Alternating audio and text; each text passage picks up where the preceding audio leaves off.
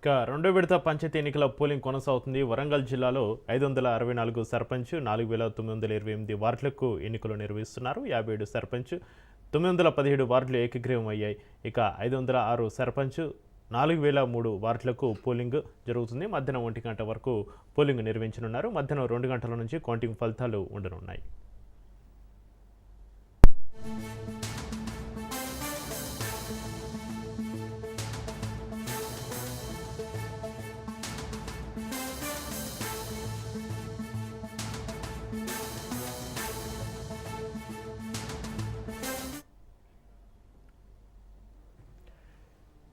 రెండో విడత పంచాయతీ ఎన్నికల పోలింగ్ కొనసాగుతుంది. వరంగల్ జిల్లాలో 564 సర్పంచ్, 4928 వార్డులకు ఎన్నికలు జరుగుతున్నాయి. 57 సర్పంచ్, 917 వార్డులు ఏకగ్రీవం అయ్యాయి. 506 సర్పంచ్, 4003 వార్డులకు పోలింగ్ జరుగుతుంది. మధ్యాహ్నం 1 గంట వరకు పోలింగ్ నిర్వహించనున్నారు. మధ్యాహ్నం 2 గంటల నుంచి కౌంటింగ్ జరగనుంది.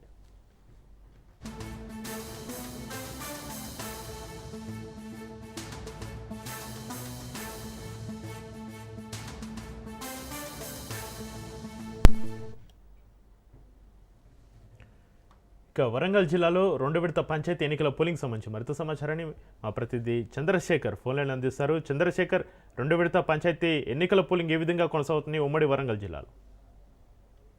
ఉమ్మడి వరంగల్ జిల్లా వ్యాప్తంగా హన్మకొండ, వరంగల్, జనగామ, మహబూబాబాద్, జయశంకర్, భూపాలపల్లి, ములుగు జిల్లాలో మొత్తం 27 మండలాల్లో అయితే ఈ యొక్క రెండో విడత పంచాయతీ గ్రామ పంచాయతీ ఎన్నికలైతే మొదలయ్యాయి. ఉదయం 7 గంటల నుంచే పోలింగ్ కేంద్రాలలో ఓటు వేయడానికి ప్రజలు అయితే బారులుగా తీరుతున్నారు. మొత్తంగా ఉమ్మడి వరంగల్ జిల్లా చూసుకుంటే 564 సర్పంచ్ స్థానాలకు 57 ఏకగ్రీవం జరిగిన నేపథ్యంలో 506 సర్పంచ్ స్థానాలకు ఇప్పుడు ఎన్నికలు నిర్వహిస్తున్నారు. అలాగే 4928 వార్డు స్థానాలకు గాను 917 వార్డులు ఇప్పటికే ఏకగ్రీవం అయిన నేపథ్యంలో 4003 వార్డులకి పోలింగ్ నిర్వహిస్తున్నారు. ఇప్పుడు ఉదయం 7 గంటల నుంచే మొత్తం కూడా పోలింగ్ ఏర్పాట్లు అయితే చేశారు. ఎక్కడ కూడా ఎలాంటి అవాంఛనీయ సంఘటనలు జరగకుండా పోలీసులు కూడా నిన్నటి నుంచే మొత్తం ఆ యొక్క ప్రాంతాలలో అయితే మొత్తం పోలీస్ బందోబస్తు ఏర్పాటు చేశారు. ప్రజలంతా కూడా ఉదయం 7 గంటల నుంచే వారు ఓటింగ్ కేంద్రాలకు వెళ్ళి వారి ఓటు యొక్క